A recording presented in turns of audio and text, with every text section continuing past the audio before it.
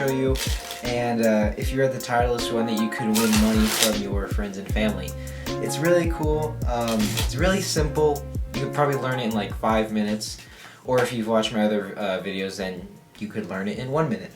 So it's really, like I said before, it's really cool, it's really easy, and I hope you like it. So this is how the trick works. Basically, we're going to start out with most tricks, having the spectator choose any card they want. So we'll say they choose this card. Once again, guys, it is a free choice. I am going to turn around. I do not want to see it, but I will show you guys. So that is your card. I'm going to turn back around. So I have not seen your card, but what we'll do is we'll have the spectator call out stop. So they say stop right there.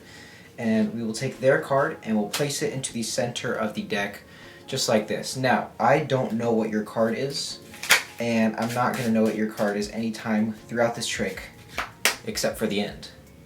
So I can have the spectator shuffle up the deck, but since I don't have one, if I could do this, I'll just shuffle it up like this, and we'll give it a few cuts, and we'll leave it at that. Now, I'm going to say that I know where your card is. I know, like, this is the end of the trick, right? I know where your card is, I know what it is, and I'm gonna bet you money on something. Now, here's what I'm gonna bet money on. I'm gonna deal down cards like this, and I'm just gonna stop somewhere random. I'm gonna stop right here. And I would bet you $5, $10, $20, however much you want, that the next card I turn over will be your card. Let's say they say, sure, $5, that the next card you turn over is my card. And I say, okay, really, $5? You owe me $5. And that's the trick. It's a really fun trick, and nobody sees it coming. And here is how to do it. You have them choose any card. It really is a free choice. Let's say it's this one, and normally you wouldn't see it, but it's a tutorial, so we will. 8 of clubs, alright? So you have them call out stop. So let's say stop right there. Hey, ace of spades. And what you're going to do is you're going to take their card. You can show it to them. It doesn't really matter. So you say we take your card and we place it in the center. Now what I just did is, as I put their card back, I got a pinky break underneath their card. Not above, but beneath. That's very important. So you say, here's your card. Get that pinky break underneath. Set the rest of it on top. So now you're in this position where you have their card on top of your pinky, or your pinky underneath their card, however you want to say it. Now what you're going to do is you're going to come over and hold the deck like this. You still have that pinky break, but your middle finger is going to contact the bottom packet, not the top packet. It's okay if it touches the top a little bit, but you don't want to put pressure on the top packet, if that makes sense. And then your thumb, the exact same thing. Don't like put pressure on the top packet with your knuckle or whatever.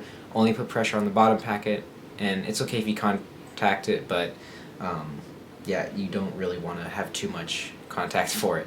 Now, if you have really small hands, this will be somewhat hard to do, but I'm going to guess that most of you don't have really small hands. But anyway, what you're going to do now is you're literally just going to do this. So you're going to take this hand and you're going to pull it out. So just pull it out.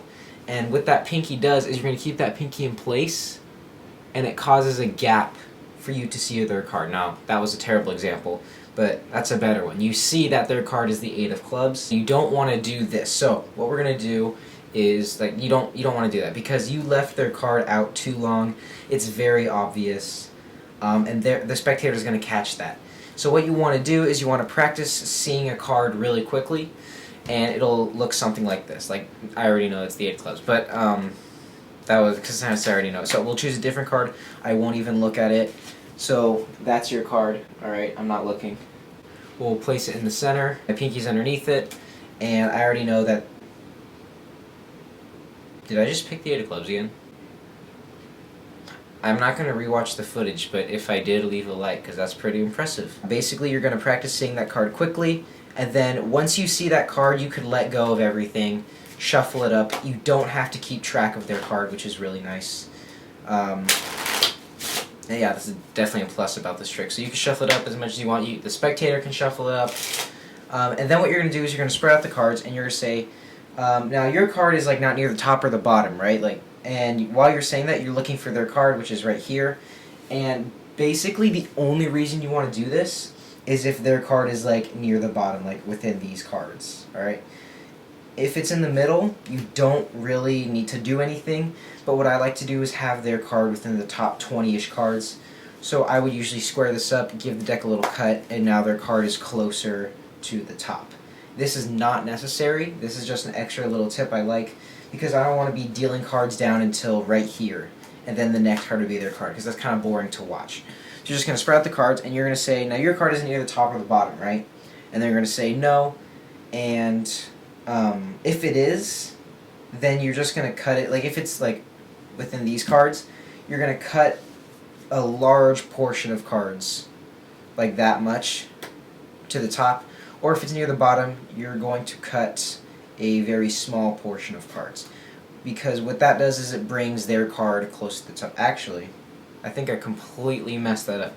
If their card is near the bottom, so like within these cards, you're going to give the deck pretty much a cut in half, if not a little bit more than a cut.